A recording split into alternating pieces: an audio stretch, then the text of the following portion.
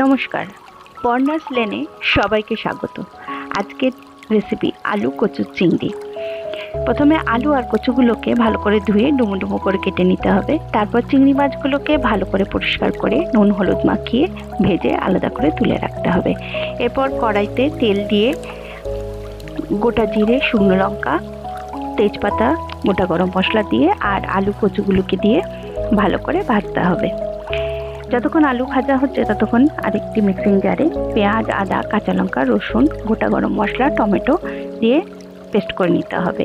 তারপর শুকনো লঙ্কার গুঁড়ো, হলুদ গুঁড়ো, ধনের গুঁড়ো, জিরের গুঁড়ো আর মশলা দিয়ে ভালো করে কষাতে হবে। এবার মিক্সিং জারে যেটুকু মশলা ছিল সেটিকে একটু জল দিয়ে আবারও কড়াইয়ের মধ্যে দিয়ে নাড়িয়ে নিতে হবে। একটুখানি কষানোর পরে তারপরে আন্দাজ মতো নুন দিয়ে নিতে হবে। এরপর টমেটো কুচি যেটুকু বাকি ছিল সেটুকু দিয়ে আবারও কষিয়ে নিতে হবে।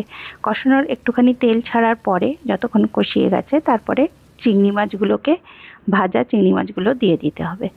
ভাজা চিংড়ি মাছগুলো দিয়ে আরেকটি পাত্রে একটু গরম জল করে তারপরে কড়াইয়ের মধ্যে দিয়ে দিতে হবে। কিছুক্ষণ পরে আলু কচু যখন সেদ্ধ হয়ে যাবে ঘি, গরম মশলা দিয়ে নামিয়ে নিতে হবে। ধন্যবাদ।